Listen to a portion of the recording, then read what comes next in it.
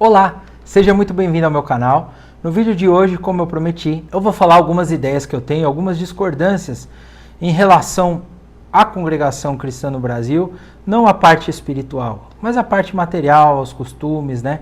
Há algo que eu acredito que a gente deveria melhorar nessa parte. Então vamos lá. Primeira coisa, eu acredito que o ser humano foi feito para viver a plenitude, a excelência. Eu não acredito que a gente foi feito para viver uma vida triste, uma vida amargurada, uma vida limitada.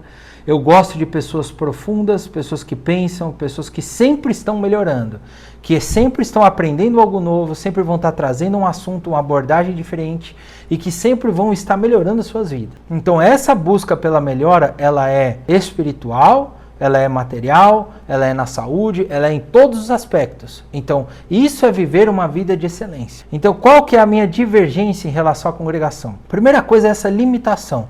A limitação do estudo, a limitação da informação, a limitação de que só aqui é um caminho, e é justamente o contrário. Eu acredito que você tem que estudar muito, que você tem que estar aberto a questionamentos, a procurar entender o Evangelho, as ramificações do Evangelho. Então, você tem que estudar a teologia, sim, né? Não estou falando de fazer uma faculdade, mas você tem que entender as doutrinas da história do pensamento cristão, o que você se identifica, o que você não se identifica.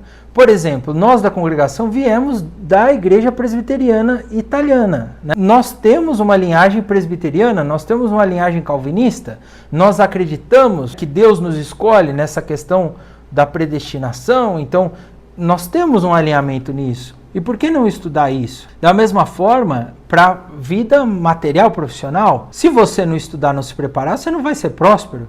Então por que você está sempre com dificuldade com dinheiro, sempre com dificuldade financeira, sempre pedindo para Deus fazer um milagre, para Deus depositar o dinheiro na sua conta? Se você não estuda, não se prepara, e o teu concorrente estuda e se prepara, você tem uma obrigação.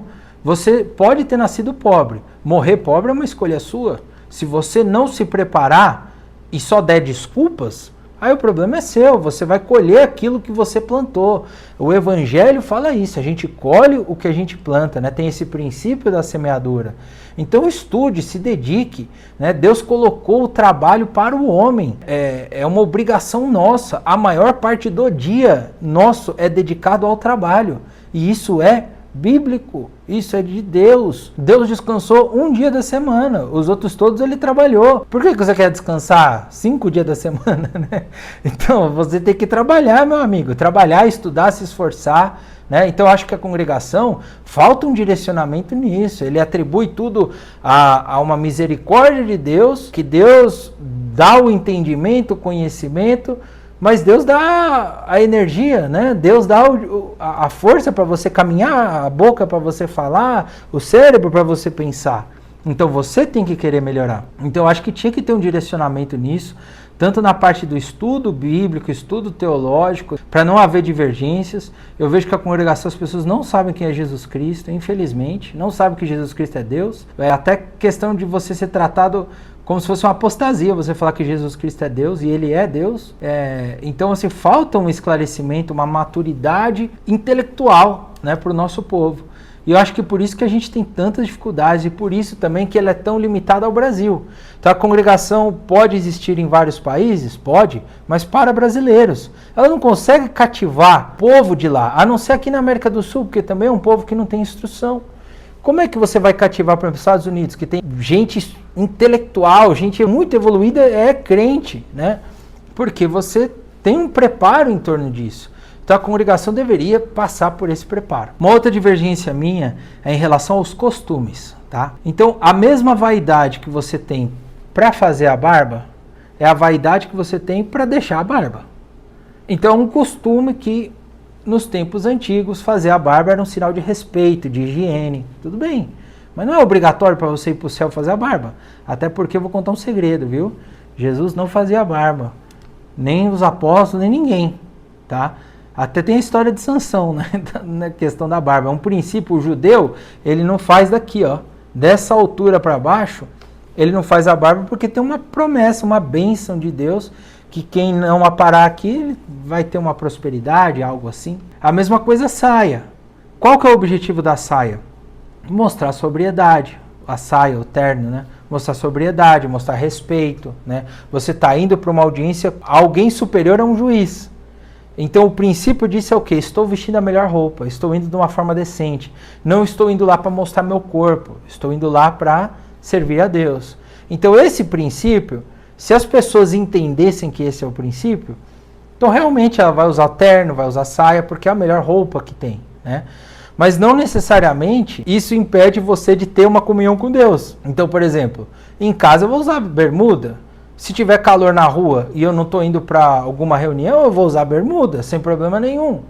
E eu posso clamar a Deus, Deus vai me ouvir, porque eu não estou lá querendo mostrar meu corpo, eu estou com calor, eu estou usando a bermuda. A mesma coisa a irmã vai usar bermuda, a irmã vai fazer academia, vai com roupa de ginástica. Aí que está o discernimento de cada um. Você está lá para causar o quê? Você quer que as pessoas olhem seu corpo? Então o pecado está em você. Agora, esse discernimento tem que ter cada pessoa. Então eu acho que essa questão de abordar os costumes de uma época antiga como se fosse doutrina, isso não é doutrina. A doutrina é o amor, a misericórdia, a santidade. Essa é a doutrina. Os demais são costumes. Então a congregação tinha que fazer uma separação entre isso. Eu acho que a gente perde muitos jovens hoje por causa da barba. Então eu acho desnecessário. Eu acho que pode usar barba. Qual que é o problema? Pode ir no culto sem gravata. Pô, aqui em Goiânia faz um calor danado. E eu tô gordinho. A hora que eu aperto aqui a papada fica gigante, né? Então deixa sem gravata. Questõezinhas, né? Que eu acho que a congregação tem que entender essa separação, né? Agora, em relação à modernidade, assistir futebol, ver TV, ir para a faculdade, né? Gente, há um discernimento. Todo servo de Deus, ele tem que ter um discernimento daquilo que faz bem e aquilo que faz mal, aquilo que não é prudente para ele. Então você tem que buscar a Deus com todo o seu coração e procurar viver uma vida santificada. Não é uma vida penosa, não é para você se dar chibatada, mas é para você viver uma vida separada, né? Santidade significa separação, né? Então, viver uma vida diferenciada. Então, jogar bola. Gente, é super legal. Qual que é o problema do futebol? Ah, mas aí ele vai fazer a aposta. Aí a pessoa está indo por esse caminho. É uma questão dela. É a mesma coisa a bebida. Tá na Bíblia, tá, gente? Salomão fala, ó, se você beber pouco, você vai trazer alegria para o coração. Você sente uma alegria. Agora, se você beber demais, já tem os seus malefícios. Deus abomina isso, não gosta. Mas não por isso ele abomina o vinho, ele abomina a bebida. Não. Tem tudo o ideal, né? O que você pode, até que ponto você pode. A mesma coisa ver TV, tem programas que são bons, tem programas que não são bons. Eu particularmente não vejo TV há muitos anos, porque eu acho uma porcaria. Eu gosto muito do YouTube. O YouTube para mim é uma ferramenta maravilhosa. Você pode ter edificação espiritual, você pode ter crescimento profissional no YouTube.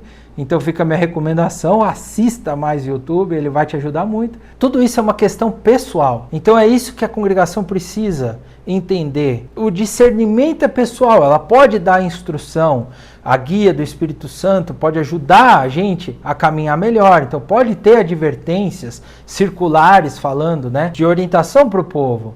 Mas isso é muito diferente de uma questão doutrinária. É isso que afasta o povo, afasta o jovem. Por quê? Porque você coloca uma verdade absoluta que não é. E uma última questão que eu quero abordar aqui é justamente em relação ao comportamento sectário. O sectário é aquele que diz que esse é o único caminho, somente através dele vem a salvação. Mais nada importa. Isso é sectário. E nós, Jesus Cristo não montou uma religião. Então nós jamais podemos ser sectários. Então, falar que o batismo em outra igreja não é válido, isso é um pecado, isso é uma apostasia. Porque se a pessoa que foi batizada num ritual em que se era batizado no nome do Pai, do Filho e do Espírito Santo, em águas, seja por imersão, seja por aspersão, e a pessoa creu que Jesus Cristo é o Salvador, é o Remidor, e ela se arrepende dos seus pecados e quer viver uma vida para Cristo, esse batismo é válido. Não importa quem celebrou, onde celebrou, porque o que importa é esse sentimento. Então, da mesma forma, tem muito que a gente pode trocar com outras igrejas. olhar na história, aprender em relação à teologia, ao evangelho, que a gente pode melhorar muito. Vão ter coisas boas, vão ter coisas ruins, mas vão ser proveitosas sim. Internacionalmente, você estudar a história, estudar João Calvino, né?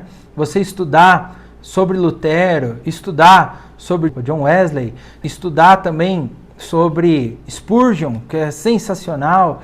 Então, isso tudo vai te trazer maturidade espiritual, vai te ajudar. Então a gente tem que parar com esse modelo sectário. Então a congregação tem que deixar isso. Gente, a gente está num mundo em que nós cristãos estamos sendo perseguidos e daqui a pouquinho a gente vai ser preso e daqui a pouquinho vai ser morto. Vocês sabem que está progredindo para isso?